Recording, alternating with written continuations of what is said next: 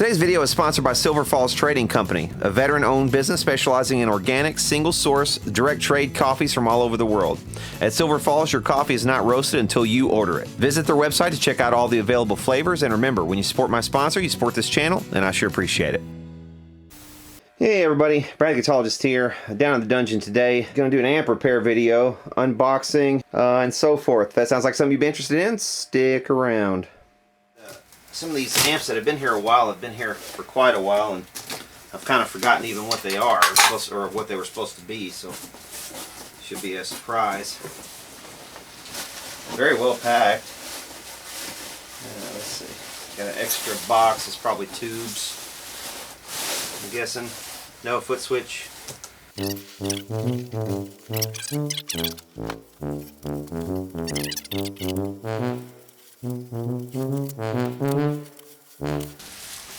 Whatever it is, it's like a little, maybe 112 combo. Oh, okay. We have a Univox. I think I know what this is. This is a Univox U45, something like that. I believe is the model number on these. I made a video about one of these a long time ago. Gosh, it must be 5 years ago or something now. Probably, maybe even more. Okay, so there it is. Let's get it up on the bench. Okay, here we go. It's up on the bench, and this is a Univox indeed. And like I said, I think it's a U45B. So it has three different inputs: a volume, tone, and a trim. Foot switchable on the trim. Yep, U45B. I had one of these. It was a different cosmetic look to it, but I had one of these a long time ago. It must have been 5 years or more back on my channel. I'll put a card up here if you want to watch that video after this one. Open it up in a new tab or something maybe. Cool amp. As best I recall, that thing rocked. When you dug into it, you know, with a decently hot set of humbuckers, man, it would really crunch up. And that's probably what this one will end up doing as well, I'm sure. He sent a foot switch along, which I'm not sure why he did that, unless he wanted me to check it or something, but probably still got the still got the two-prong original cord and everything on it, so we'll definitely have to change that out. Code on speaker 220 623, so what, 1966, 23rd week probably on that. It's a C12S. The C12S is one of their lower power model speakers for Jensen. I think we have a pair of 6973s, but I can't read they're Japanese, whatever they are, which probably means they're still original. Toshiba Japan 6625, so that's 1966 also, 25th week. So yes indeed, I'm sure these are original. Tokyo Shibara Electric. Electron tube, but it doesn't give me a, oh there we go. 6BM8. Okay, so no, these are not 6973s. I forgot. This model. Okay, so the 6BM8. This is going to be this is going to have a triode and a pentode in one envelope. So this will be like the part of the phase inverter tube and part of the output in the same envelope. And I have a pair of these, so that'll be interesting to look at. We also have a 7-pin miniature tube right there. Oh, this is a 6x4. So this is a rectifier. Okay, so this is a 12AX7, so we've got a couple of triodes for preamp. Okay, so we have rectifier, we have 2 triodes and 2 pentodes here. We have 2 triodes here, so we probably have one triode, which is V1. The other triode is probably the oscillator for the trim that's in here. Then we might have another stage of gain, and then one of these is being used as a phase inverter. Like a cathodiene phase inverter, something like that, and then into the push-pull pair of output pentodes. There's a serial number, I guess, if anybody's counting on serial numbers for these. We'll have to refer to my library to see if we can't find a schematic, if I can't find one online. All right. Oh, isn't this cute? This is cute. Look at that. Man, that's, you know what? That's just a really pretty build. I mean, if I may say so. Now, granted, every single one of these capacitors All of those. I mean, these are oil filled, so these need to go. There's no way I'm going to leave these oil filled capacitors in this. So pretty much everything you see here with this type of envelope, all of these I'm going to replace those. Period. There's another one down there. But how cute, man? How cute is that? Just to open something up like that. That's completely virgin as well. I don't see anything that's been changed on this. This is a death capacitor here, you know, or line capacitor, whatever you want to call it. I still call it the death capacitor just out of habit. Neat little shield right there for the fuse. But yeah, man, what a cute little build. I mean, this is really. I mean, I'm not a real fan of this board and the way that this is built, but honestly, just very neat, very neat, neatly done. This is not the kind of thing you generally expect, I think, from 1960s Japanese products. But yeah, definitely we're going to need some capacitors here, and I think what we might first do though is see if it still even works as it is. I would just be curious to see if it does, see what it's doing. I'll also consult the notes that I have from the customer to see what issues it had, and we'll start there. Yeah, we'll definitely try this out. It's also interesting that the way the chassis is, there's these brackets here on the front edge that kind of, you know, help with rigidity, but that's all it is. It's just one little, and it saves metal. It saves a whole, what, I don't know, a couple of sheets of metal for each end. So that's one way to pinch pennies in 1966 if you want to sell a cheap product. Oh, they do have these labeled. Okay, they've also got the tube designations labeled here, so that's fairly common on a lot of amps of this era, but that's, you know what, that's an extra little step that they didn't have to do and they did, and that just shows that they cared about the product. I mean, more than you would think from something that was, you know, again, probably this was a cheaper product for sure. This was, you know, this was meant for the student market, but just look how well everything is color coded and just nicely wired. Very neat. Everything has its place. I don't know if I so much like the proximity of these two transformers, the output transformer and the power transformer. Those are pretty close together, and also they're on the same axis. That's the one thing I see that, you know, if I were laying this out from scratch as an engineer designing this amp, that's something that you don't want to do if you can keep from it, having these on the same axis like that. Also, you want to be careful when you're poking around in here, because all of these exposed terminals, like you could easily see where, you know, if you're poking around getting readings or something, maybe you're getting a reading down in here and this part of your hand accidentally touches there, you know, you're going to get 120 volts on one of these. So you got to be real careful with that. You've also got to be careful about the high voltage on the primary side of this output transformer. So right here you're going to have what, you know, whatever is on the power tube. So you'll have probably 400 volts or 350 volts, somewhere around there, right there on those terminals. So you got to be real careful with poking around in here. But as always, but I'm just saying as a added measure, because usually you're not, you know, with old American stuff, you usually don't see the terminals on the transformer exposed like this. Usually the wires come out, so you're used to not having to think about it quite as much with the transformers and your hand being around it. But if you're poking around on something like this, you just got to be wary of that. But it also gives you a couple of extra test points, which is kind of nice. But anyway, yeah, just a cute little thing so far. I mean, and very virgin, very untouched. Just very untouched. But you see what I mean? All of these capacitors were the ones that say Atlas oil on them. For sure, every single one of those is going to have to go. And I'm just going to go ahead and shotgun all of the capacitors in this entire amp, because they need it. This amp is from 1966. Those electrolytics are probably dried out. Those little 10 microfarad electrolytics, and then there's another oil capacitor.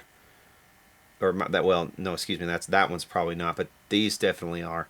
So yeah, we're gonna have to do something to get rid of all of those, get rid of the death cap, change the power cord, clean the sockets, you know, all the typical stuff that we do. But I think what we might do first here actually is just, like I said, fire this thing up and see what it's doing or not doing. Okay, because I really don't know what's wrong with it or what's potentially wrong with it, I'm just gonna go ahead and plug it into the Variac. So I'm not just gonna flip a switch on it Okay, we're drawing 10 watts. Seems low, but we're halfway up. Okay, now we're starting to kick in with some voltage. That means our rectifier started to conduct, so getting something going now. Starting to get a little bit of sound.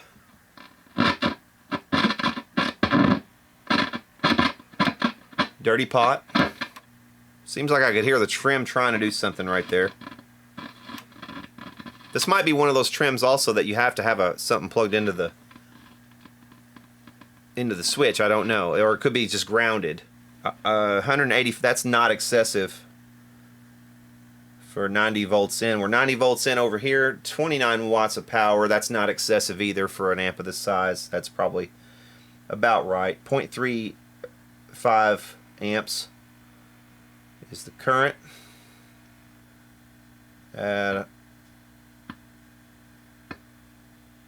Okay, there's 110 volts. I'm going to stop right there at 110 volts for just a minute.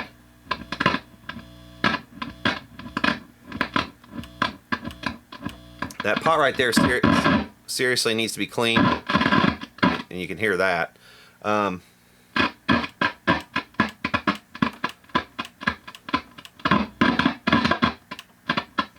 sure we got some serious disuse issues here.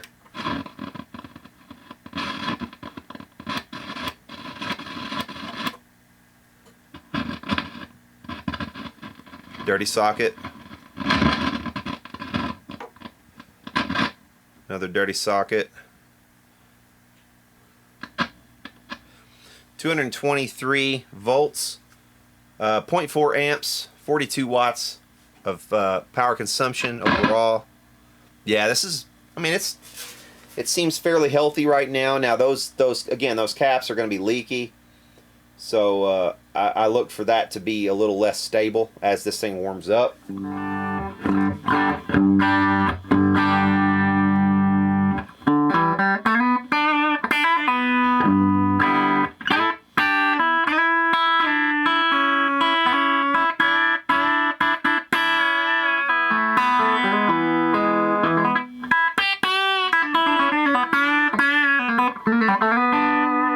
Okay, that's at 110 volts, and that's probably about what the line voltage would have been in 1966. Let's go ahead and bring it up to what it is now, which is, I think in this, in this house is probably around 120, 122, somewhere in there.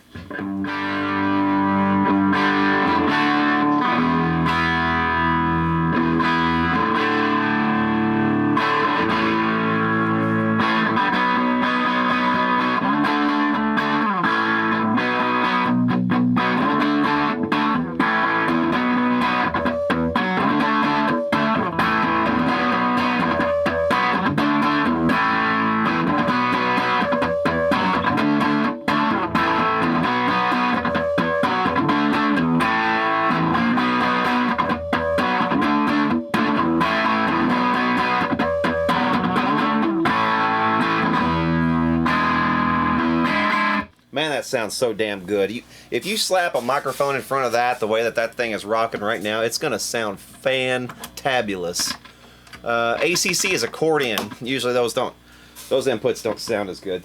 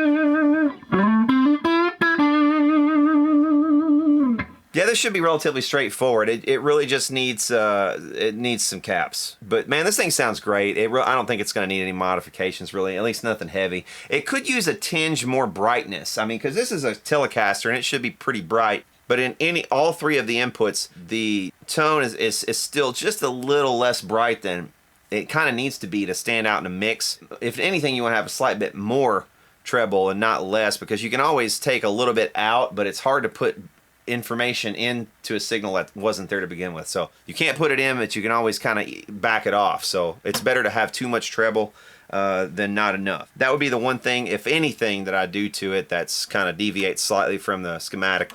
But other than that, it's going to be pretty straightforward. Another quick note about these, even though I can pretty much see every component, I'm going to have to pull this chassis out to get to the rear to do any kind of soldering, because all the solder is on the back side and all the traces and everything are on the back side of the board. So it would have been nice to have a double-sided board so that you could, you know, or at least done on terminals or something like that with the traces on this side so that you could see everything, but you know, whatever. This is the way it was done, so this is the way we'll have to fix it. Now, on some of these, what I've done in the past is simply clipped it out on the top of the board and put the new component around the existing lead. I'm not going to do that on this one because the board is so small, and if there's a window on the back, and I think there should be, yeah, it feels like there might be, that'll allow me, I think, enough access to get to this small of a board. Now, some of these bigger Univoxes, you can't really get to them even with the windows. And it's best to just clip out on the top and put your new component in from the top, leaving the existing leads. I've showed that in previous videos, but on this particular one, I think I'm gonna pull the chassis and do it from behind.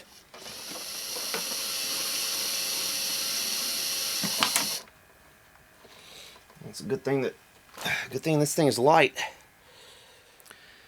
Okay, there's the chassis out on the bench, and one thing I wanted to point out is that the cabinet itself is built pretty well. It looks like it might be finger jointed, and it looks like birch to me. So I mean, you know, and also the baffle itself looks like birch also. So I mean, you've got good materials, well-built cabinet. You do have a brushed aluminum faceplate, so the faceplate is not going to rust on you, and that's important because this thing faces upward, and it's really withstood the test of time very well, as these, as all of these old Univoxes do. I mean, that just looks fantastic. It looks about the same as it did the day it came out of the factory. So this thing has been definitely taken care of. It's been in somebody's closet for sure. It's got some age marks on the grill cloth on the front, but other than that, this thing is pretty pristine. You've got a handle on this, which is an old suitcase type handle, which you saw a lot on old amplifiers of this age. You see that handle right there on a lot of Gregory amplifiers that I've showed off in the past. You could still find that handle too on some old pieces of gear that have nothing to do with music equipment. You can find that handle on old pieces of luggage sometimes. You can find it on old portable bartender sets and things like that. You'll see that exact handle. So if you ever find one of these with a broken handle, which is not likely because it's a good handle, but if you find one with a broken or missing handle, that's where to look. But yeah, man, nicely made cabinet. Just wanted to point that out. So yeah, this little window right here is going to give us access to all of the traces and all of the solder. What does it say here? Music amplifier model U45B 40-5-10. It's probably some model number for the for this board, or part number for the board. We've got some numbers over here as well. There's, I don't know, variable resistor 3, G2, ground 2, resistor 3, I'm not sure. Interesting how it's laid out. Everything comes to the edge up here and connects up here on these points, and then the traces just run along. Like I said, just it seems like this was a fairly well thought out design for its time and for the market that they were going for with these. It's definitely impressive. Okay, the existing hole here is too small for a grommet for our new power cable, so we're going to widen this out some.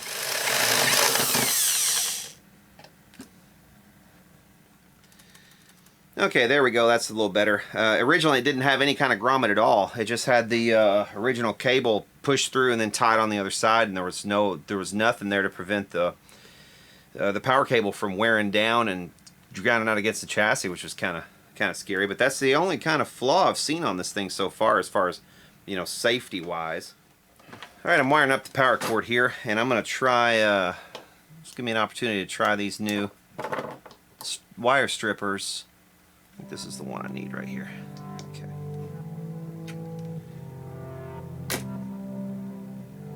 Oh, I just sheared off more than I needed it to.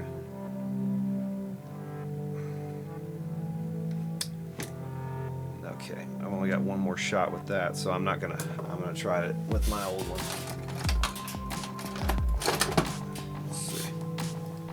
I'm gonna have to get used to those, I think. Obviously, I'm pretty used to these, but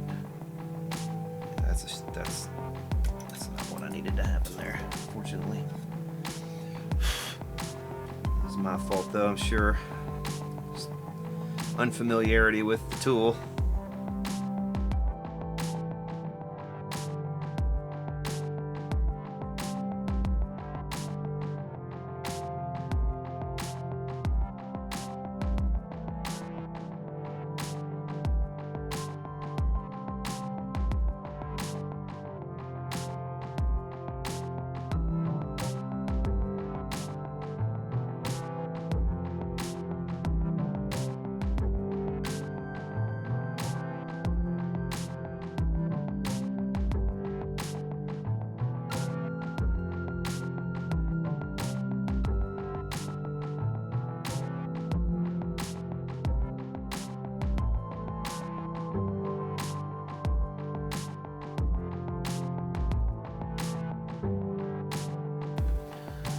Okay, I'm also going to go ahead and drill a small hole here for the ground wire to attach to. Ground wires are supposed to have their own hole anyway, and there's really nothing else I can attach it to that's kind of convenient, so I'm going to go ahead and do it the right way here.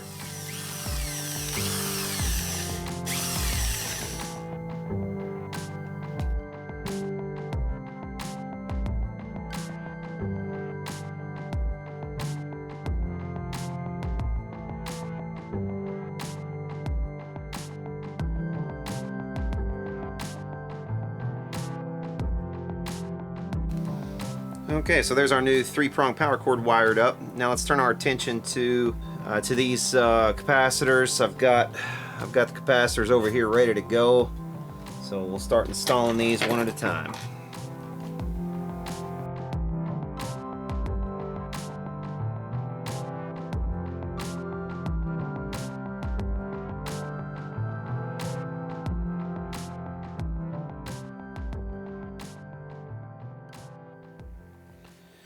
Okay, here are all the caps changed in this thing. The only one that I left was the one right down there that's in the tone stack. That's not seeing any kind of voltage really anyway, so I think we might, well, at least I don't think it is. I'll double check that. I may, if it sees any voltage on one side, I'll replace it, but I don't think it does. I went ahead and replaced this with the stock values. I didn't change anything. We're going to look at the schematic anyway. Just as an afterthought, and see if there's anything I can go back in and kind of tweak. But this essentially is the bulk of the repair done, where I'm going to go ahead and do some cleaning next, and then after that we'll give it a test. Okay, so I'm nearly done with this thing. I've got just a couple slight mods I think I want to do on it. It's a bit thicker than it probably needs to be, just slightly.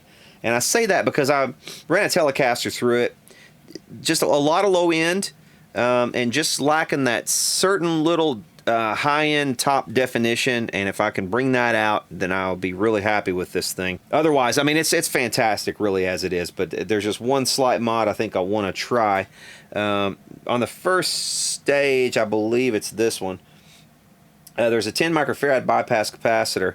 I think I might drop that to like a 4.7 possibly, or I may change the coupling cap value between the first two stages. I think it's this one. There are, again, 3 inputs, 47K resistors on all 3 of these. Another thing I could do is change that to like 33Ks or something like that. The schematic, now the schematic is a bit different from what's here. I'll show you. Like I said, there's a couple differences in this thing. This calls for 33 microfarad capacitors in the power section. This only has 10, I think it's 10, 10, and 4.7 rather. Calls for 22 microfarad capacitors for the bypass here on the output, here on the V1, and there's 22 also here. It uses 10 in the example that I have in front of me.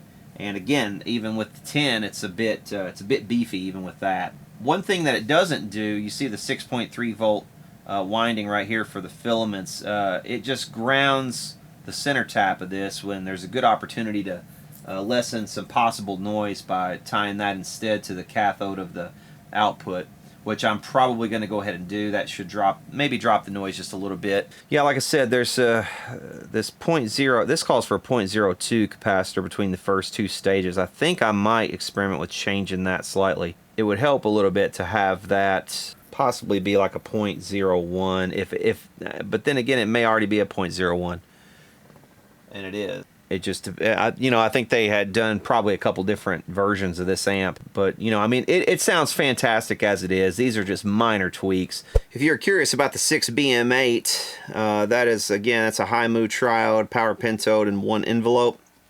The European equivalent is ECL82. Plate dissipation on the pentode is 7 watts. When we go to tie the center tap, we want to tie it to pin 2. Okay, as far as the 6.3 volt winding, it's really easy to find. You could trace the blue wires, but it even tells you right here on the transformer itself, underneath the wires right there, it says 6.3 volts. These two are the winding, that's the center tap, so all I got to do is clip this out. You can see it's grounded over to this point, so we'll just clip that black wire out and then run a wire from here to the cathode of one of these output tubes.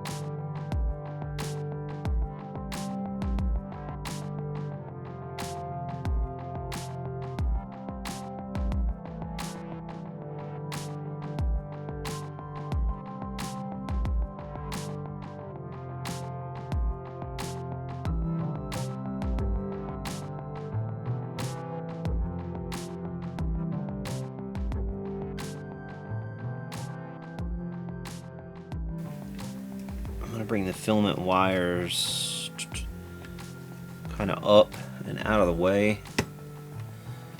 Right now they're kind of crossing over things, and I'll bring them up, see how they're coming up in the air and then down.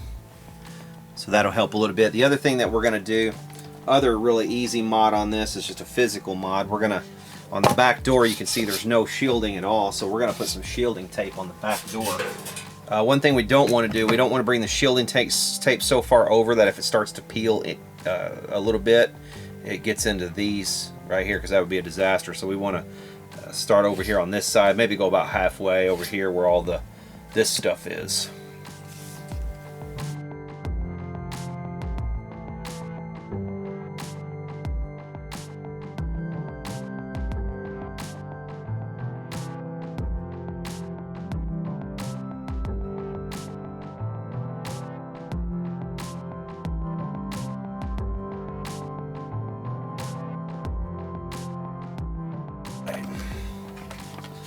Okay, so there we go. We've got some shielding there now.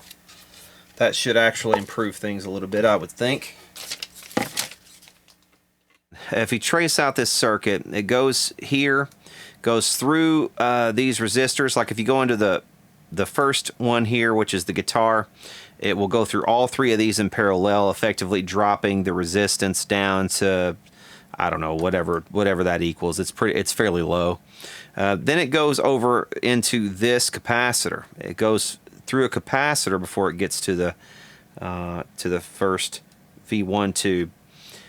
The ground reference or grid leak resistor is this one, and that's a 470 ohm as opposed to a 1 meg, which is what we typically see and what we see also in the schematic for this amplifier. I'm going to go ahead and change this to a 1 meg. I would say they probably changed that, trying to clean it up a bit, I would imagine, because, you know, at the time this amp came out, distortion wasn't particularly sought after. That wasn't something that amp makers were really going for. So, but the way that this thing is already growling, I would say if I change that to a 1 meg, it might growl even more. So, okay, so I just modded it one more time, gave it a test, and I think that's the last time I'm going to mod it. I'm going to leave it alone now.